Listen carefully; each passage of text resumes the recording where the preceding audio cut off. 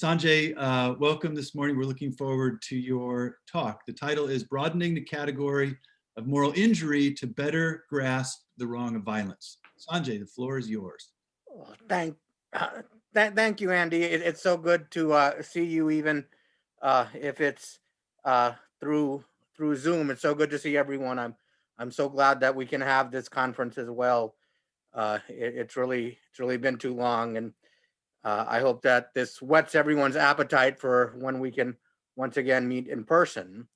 Again, I'm Sanjay Lal. I teach at Clayton State University in Georgia. I'm right outside of Atlanta, and I have published mainly on Gandhi.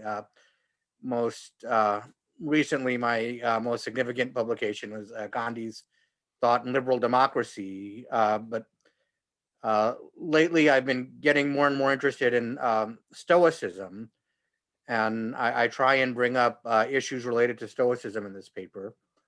Um, Again, as Andy said, it's my paper is entitled "Broadening the Category of Moral Injury to Better Grasp the Wrong of Violence."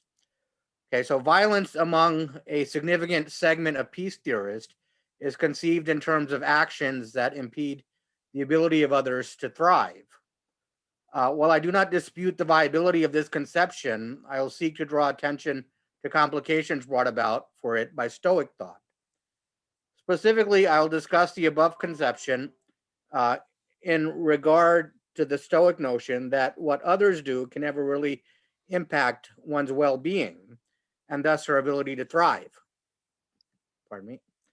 I take the development of the traditional Stoic quality of equanimity to be central to creating a peaceful social order. However, I also wish to preserve the aforementioned understanding of violence, understanding which clearly implies that events external to the individual are capable of impacting her well being. In my synthesis below, I'll incorporate insights provided by certain biocentric environmental philosophers that relate to different categories of welfare. Ultimately, I hope to show that applying a kind of biocentric framework to understanding harm holds great promise for attempts to bolster arguments of peace philosophers. In exploring the idea of nonviolence within the context of global history, Robert Holmes illuminates the connection that idea has with the notion of harm. Holmes notes that Socrates implores us to harm no one, and that this teaching is also the core idea of the ancient Eastern doctrine of ahimsa, a term taken to be synonymous with nonviolence. We read, the idea that it is never right to harm another person prompts the question, what constitutes harm? Socrates does not answer this, but the rudiments of an answer are provided by Plato in Book One of the Republic. There, Plato reasons that to harm a person is to make him less perfect, that is, to make him less just. This is central to understanding the notion of harm. You may not have been harmed by something, however much pain or suffering it may entail, if you have not been made worse off by it. To be hurt is not necessarily to be harmed. Notably, Holmes's prize student, Barry Gann, who I think is logged in also, includes within his categorization of violent behavior the provisos. One, we aim to deprive other living beings of their ability to thrive. Or two, if through negligence we reduce another's ability to thrive. Thus, Gann's characterization of violence has clear affinities with Holmes's description of harm. Given this understanding of harm, it is specifically in regard to the question of whether one can ever truly harm another that Holmes notices complications brought about by the Stoics, among others. Holmes states one can also be worse off morally if one has been made a worse person, or if one's ability to function fully as a moral agent has been impaired. Socrates alludes to this third kind of harm when he pleads that since no one would want to be surrounded by bad people, either he did not corrupt the youth of Athens, or he did not do so intentionally. Whether it is even possible to harm a person morally in this sense is an open question. Not only the Stoics, but much of Eastern thought suggests that it is not possible. Be that as it may, the idea of moral injury has come to be a recognized category of harm in the treatment of war veterans in the 21st century. Ultimately, it seems that Stoic thought presents problems for the above understanding in ways that go beyond moral injury. This can be seen by the famous Stoic Epictetus' declaration: whatever disturbs men is not events, but their judgment on events. Beyond succinctly summarizing Stoic philosophy, Epictetus' words here serve to undermine the notion that others are serves to undermine rather the notion that others are capable of ever truly injuring us, be it morally, psychologically, or physically. After all, if it is not events but judgments that disturb us, then it cannot, or so it seems, be the case that the actions of others would actually bring us harm. Instead, Epictetus, in keeping with a dominant tendency of Stoic thought, is asserting that trouble only befalls us as a result of how we have chosen to interpret a given situation. This assertion is in line with Plato's teaching that even a man who is enslaved to another can remain happy as long as his soul is healthy. Somewhat ironically, this aspect of Plato's teachings led to the ruler Dionysius I to sell him into slavery. Plutarch captures Dionysius' thinking by noting that since Plato holds one's enslavement should be a matter of indifference to that person, Plato would, of course, take no harm of it. Being the same just man as before, he would enjoy that happiness, though he lost his liberty. The clear implication of this view is that the so called violent actions that others direct toward us and that we direct toward others never truly cause harm. The surprising conclusion then seems to follow that these actions then do not really violate the doctrine of ahimsa. We should remember here that ultimately for the Stoics, our reason, intelligence, what Epictetus refers to as the right use of appearances, is what comprises our kinship with God. Ironically, it is because of this divine kinship that Stoicism says we are capable of controlling that which should be most important to us, namely our own reactions. This control, moreover, gives us the means by which we can attain a kind of immunization from the harms the violent acts of others are thought to bring about. It is notable that regarding the supposed wrongness of violence, uh, the above point seems to present a problem for peace theorists that is the direct reverse of the one that has faced the most ardent practitioners of ahimsa, uh, such as Jans. Since it is doubtful that many, perhaps most of the living beings, these individuals avoid harming, microorganisms, for instance, have the advanced levels of consciousness tied with experiencing pain, it has been questioned whether such life forms can really be harmed. The problem for peace theorists brought about by Stoicism that I'm discussing here indicates that since humans have such an advanced degree of consciousness that they can always control their impressions, which the Stoic maintains is ultimately the source of our harms. Therefore, given facts about human psychology, it seems that the violent behavior of others can never actually harm humans. For me, it is axiomatic to claim that the best external displays of nonviolent principles are found in those situations in which individuals respond in a non hostile and even cheerful fashion to the violence inflicted on them by others. This point sufficiently indicates that core elements of Stoic philosophy are indispensable for any viable peace theory. After all, one who has adequately developed Stoic tendencies in regard to the wrongs the wrongs others have committed toward them can respond in the manner described above. Consider the description offered by American war correspondent Webb Miller in 1930 of the Satyagrahi protesters at salt works near Dandi. Miller wrote, police officers ordered the marchers to disperse under a recently imposed regulation which prohibited gatherings of more than 5 persons in any one place. The column silently ignored the warning, and slowly walked forward. I stayed with the main body about 100 yards from the stockade.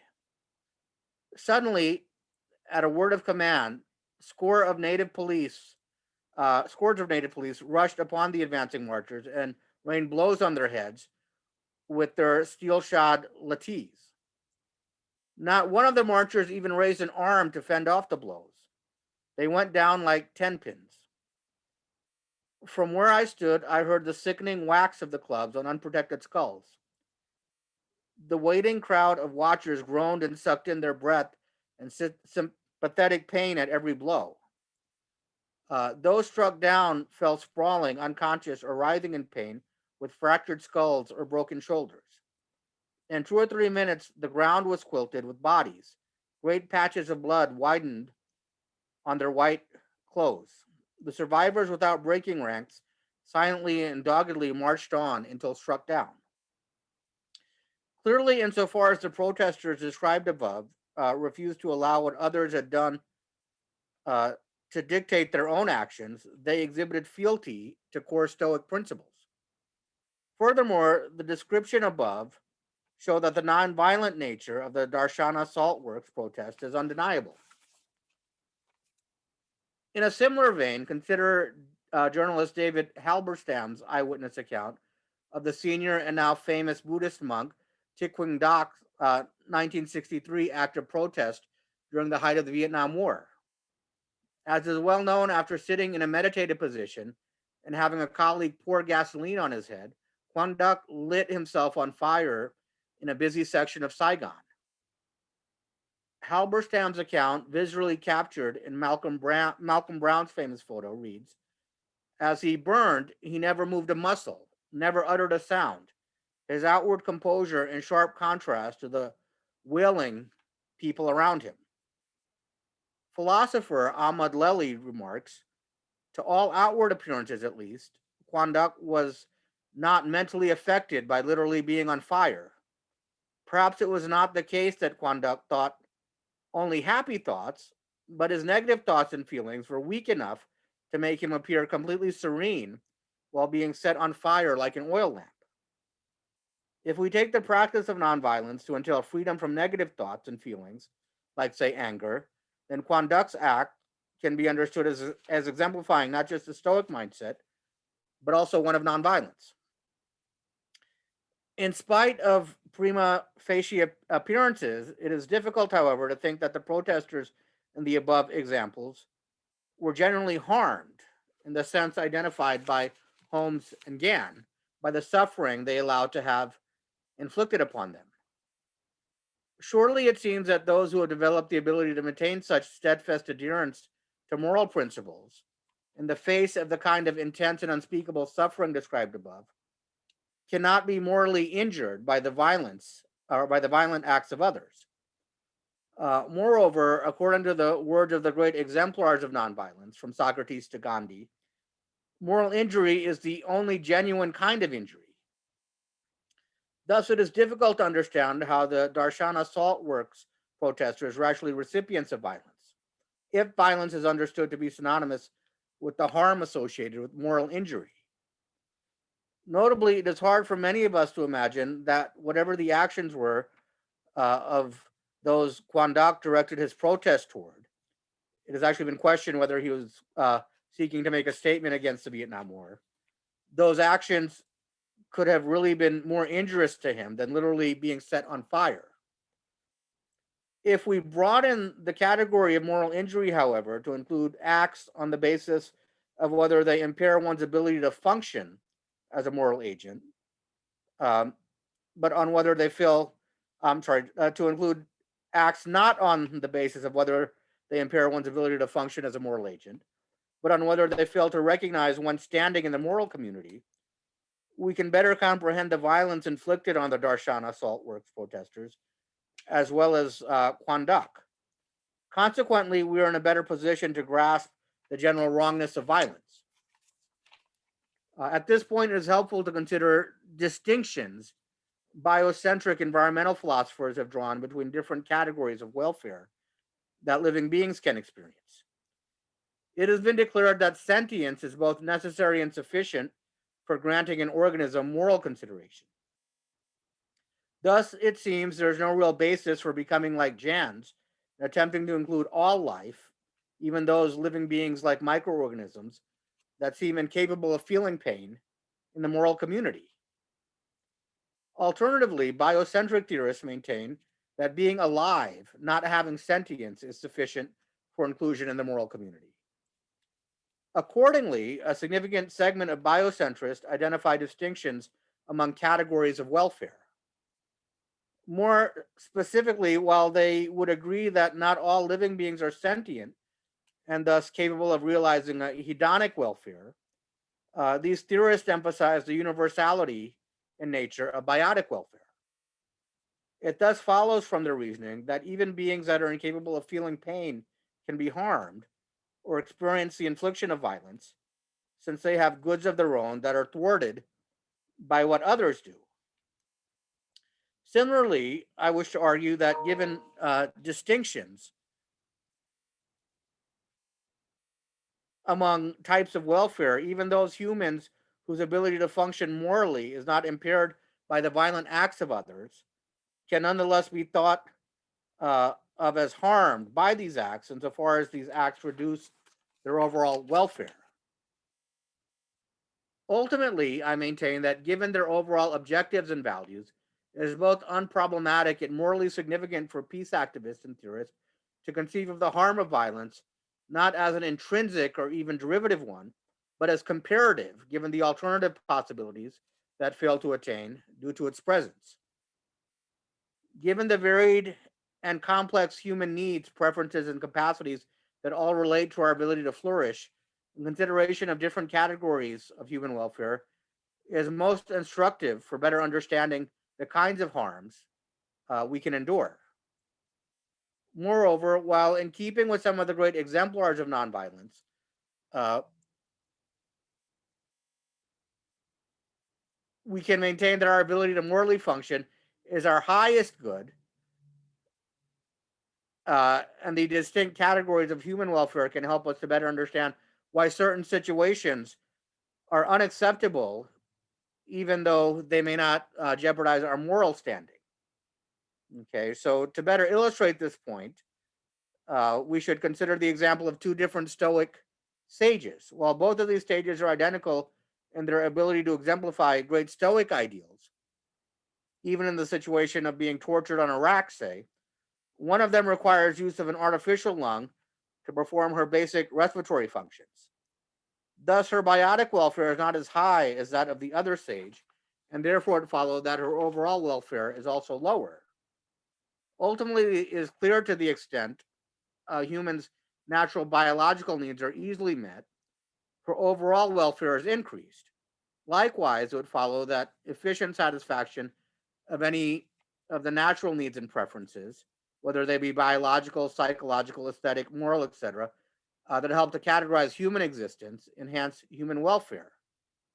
Okay, I know I'm running low on time, but just to basically go over the main points of what's left, I would conclude that the violence inflicted on the satyagrahi protesters above uh, wronged them in spite of the high level of moral function they were capable of displaying, since their natural human need to be recognized as part of the moral community was not being fulfilled so easily, and thus their overall welfare was not as high as it could have been. Additionally, they, like all of us, had basic physical needs that, when fulfilled, enhance their biological welfare. It is clear that when a person receives skull cracking blows, the fulfillment of such physical needs is impeded. What's more is that we can understand the protesters to have been wronged, even though their overall welfare was quite high, a fact that moral purity could significantly account for. Okay.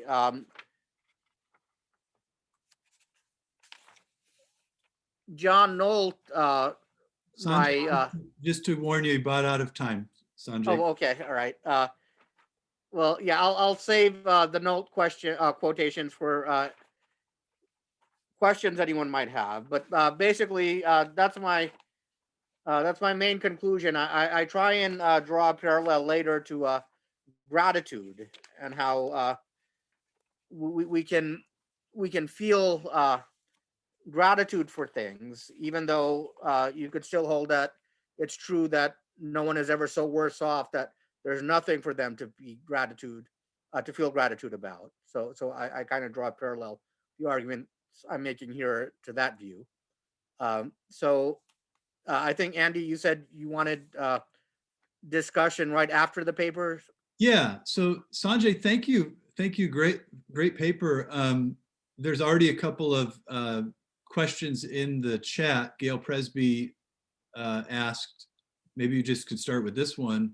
Are you connecting Stoicism with ascetic Eastern practices, the later which encourages yogis to associate with perhaps a universal soul rather than their own bodies? And there's more, I mean, you can look in the chat and see what she's asking there. Do you want to address that? And then Barry Gann had also put something in the Q&A, which he says, what if one maintains that doing violence has to do with the intent or motive, not with the actual consequences of the perpetrator's actions? So Sanjay, what do you think? You want to respond to either of those questions? I'll try, and it's great to see both Gil and Barry here. Yeah, as far as Gil's question first, I think there is definitely a parallel between Stoicism and the Eastern aesthetic practices that she mentions. So I'm trying to see if that would necessarily be a problem. Uh, I mean, uh, I see Gil writes that their not feeling injury might then have to do in part with a very different idea of self. Okay. Yeah, that could be, but I guess I would be interested in seeing whether it necessarily has to be uh, an incompatible idea of self, or whether uh, the universal soul the yogis emphasize can uh, actually be understood in a way that is harmonious uh, with Stoic ideas and say Stoic metaphysics. I see Gail also mentions John Keeks. Uh, let's see. He says that Stoic attitude can take place in an adult who had a chance to develop the qualities that let them. Yeah. So I think that that's a good point, and so uh, being able to develop uh, these abilities would be part of what enables someone to flourish. Okay, so clearly, if someone has been deprived of the basic things they need to develop these abilities, and what would be needed to develop these abilities would be worth exploring. But yeah, then they've been harmed, and you could say that uh, their violence, or the violence that's inflicted on them, is of a different sort. Their suffering would certainly be greater. Um, I I don't know if I adequately address what you're getting at there, Gil. You want to say anything more?